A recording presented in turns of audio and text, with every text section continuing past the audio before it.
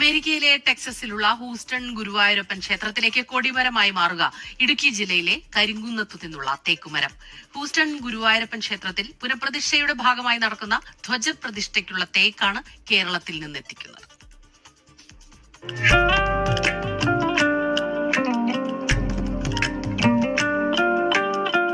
തച്ചുശാസ്ത്ര വിദഗ്ധൻ കാണിപ്പയ്യൂർ കൃഷ്ണൻ നമ്പൂതിരിപ്പാടിന്റെ കണക്ക് പ്രകാരം പുനഃപ്രതിഷ്ഠയ്ക്കുള്ള തേക്കുമരം കണ്ടെത്തിയത് കരിങ്കുന്നം മലയപ്പറമ്പിൽ ടോമി മാത്യുവിന്റെ പുരയിടത്തിൽ നിന്ന്. നല്ല ലക്ഷണമൊത്ത തേക്ക് ഉളികുത്തലിനു ശേഷം മുറിച്ചു.